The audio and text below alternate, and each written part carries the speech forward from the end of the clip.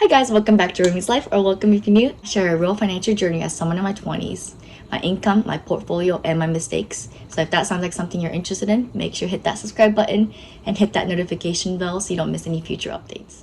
Today, I want to break down the difference between income, net worth, and cash flow, and why confusing them can lead to unnecessary stress, bad advice, and a lot of unnecessary shame. This actually comes up a lot in conversations about jobs, about financial stability, about investing, so let's break it down.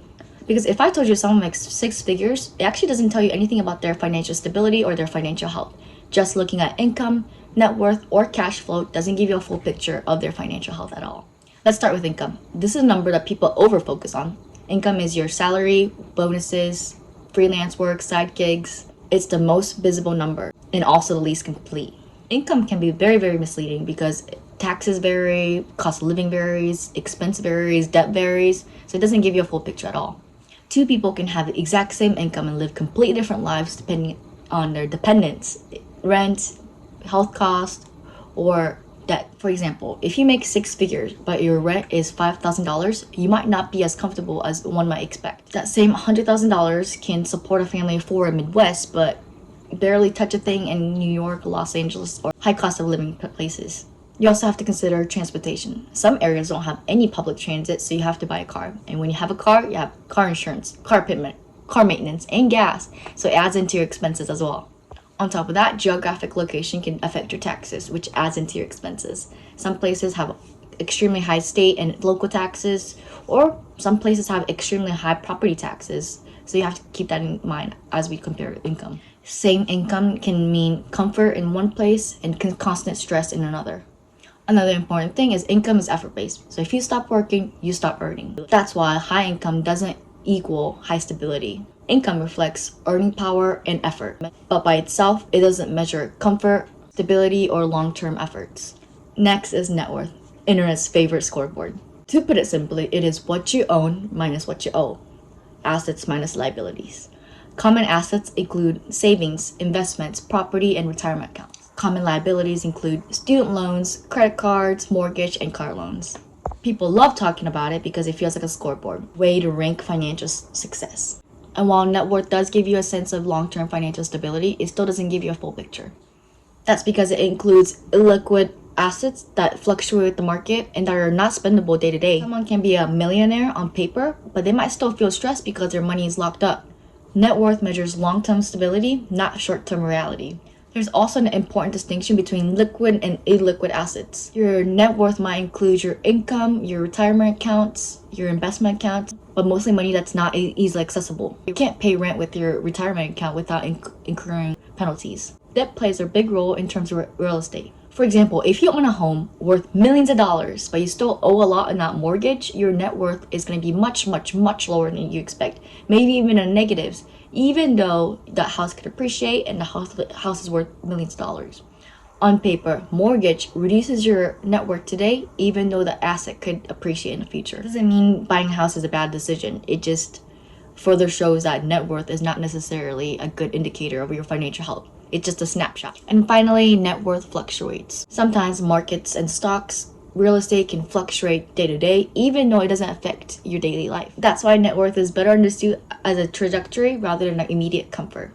So far, we talked about income and net worth, but cash flow is the one that affects you day to day. Cash flow is what's left after all your expenses have been paid.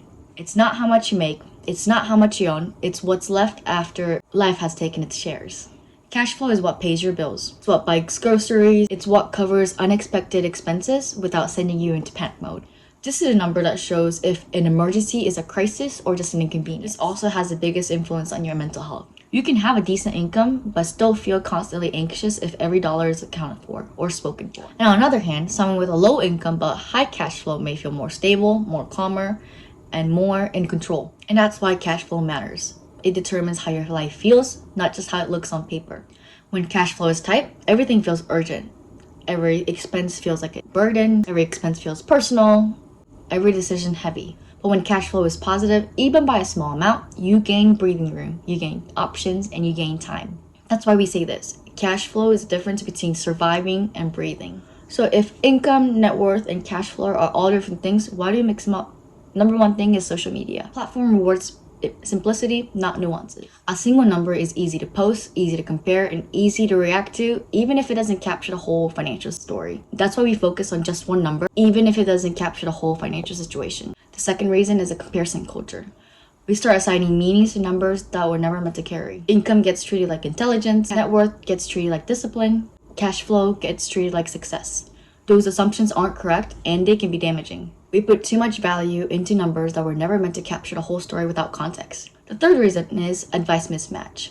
A lot of financial advice is correct but applied to the wrong problems. Telling someone to invest more is not going to be helpful if their biggest issue is their rent, groceries, or inconsistent income. If their credit card debt is 30% and market growth is 10%, then why are we telling them to invest more? They need to tackle their debt first. This is a disconnect that people experience when taking financial advice online. You need to be able to distinguish the difference between income, net worth, and cash flow so you can better apply financial advice to your own situations. Instead of treating income, net worth, and cash flow as separate numbers, it helps to see them all work together. Income reflects earning power, cash flow reflects stability, net worth reflects your trajectory. They all answer different questions and just one of them won't define your success. You can improve one without the other, and that's not failure, it's just information. So if money feels stressful, ask yourself, which one of these is causing stress? Is your cash flow low because of high expenses or low income? Is my net worth low because of good debt like a house or because of bad debt like credit card? Because once you identify the problem, it's easier to find a solution. So next time you see just the one number, know that it's not a full picture. Income, net worth, and cash flow all tell different stories, and without context, each one of them could be misleading. In future videos, I'll talk a little bit more about how these show up in real life, not for comparison, but just for information. If this helped reframe money for you or gave you a little bit more perspective about how just one number isn't a good indicator, then make sure you like, subscribe, and share. I'll see you next time. Bye.